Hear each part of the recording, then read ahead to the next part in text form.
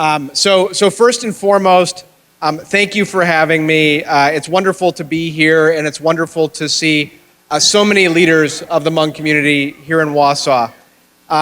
It's also great to be part of a community that has worked hard to make clear that it is a community for all. I want to thank Mayor Rosenberg for her leadership in working to make Wausau a more diverse, inclusive, and equitable community. So thank you, Mayor Rosenberg.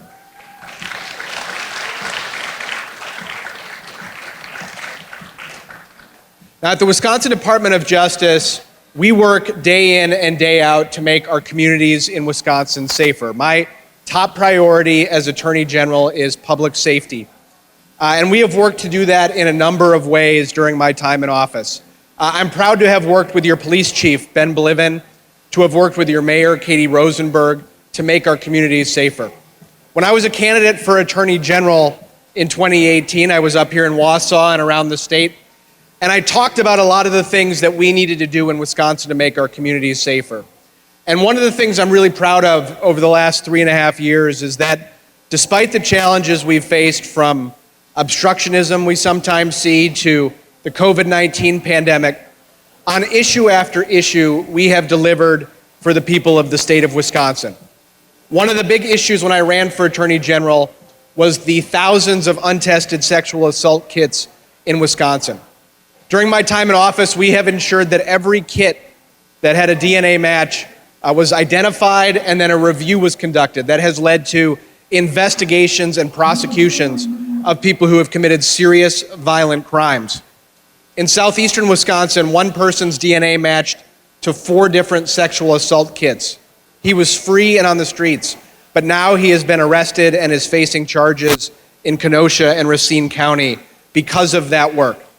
We also got legislation passed that's going to help prevent Wisconsin from ever having another backlog of untested sexual assault kits. We've also worked to hold Big Pharma accountable for its role in the opioid epidemic.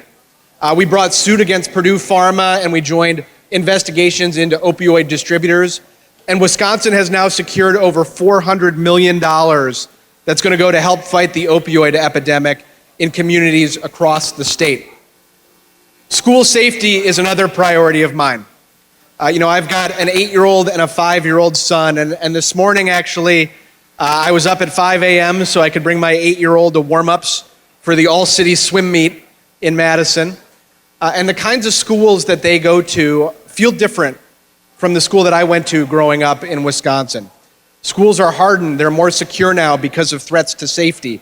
And while those are positive changes because they help keep our kids safer, we also have a lot more work to do to make sure that our kids are as safe as they can be in schools. And so through our Office of School Safety, we are working in a number of ways with schools. We've set up critical incident response teams.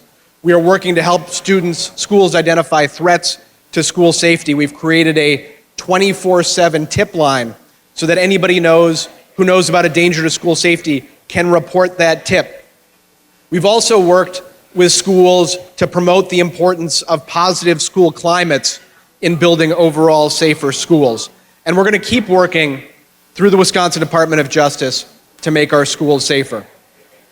Another priority of mine has been protecting our natural resources, protecting clean air and clean water in Wisconsin. And we have done that in a number of ways. Number one, by making sure that we are holding polluters accountable when they break our laws. We've also worked to make sure that the federal government is doing what it needs to do to protect against climate change and to protect clean water. And we recently announced a major lawsuit against PFAS manufacturers and promoters and sellers so that we can recover resources that are needed to make sure that our water in Wisconsin is clean from PFAS. So I'm proud of the work that we are doing, but we also have a lot more work to do. We need to invest in communities across Wisconsin. And back in November, I proposed the Safer Wisconsin Plan, a plan that would invest in community policing, in victim services, that would fund a hate crime hotline, an idea that was put forward by Representative Hmong, and that would also invest in other ways in making our communities in Wisconsin safer. I was proud to join with a state senator and a state assembly member to announce a proposal to create broader civil rights enforcement authority at the State Department of Justice so that when anybody violates our civil rights laws in Wisconsin, that our Department of Justice can enforce our laws and ensure that people are being treated equally across the state of Wisconsin. My office has also challenged the enforceability of the 19th century abortion ban in Wisconsin, and we are working to restore safe and legal access to abortion in Wisconsin.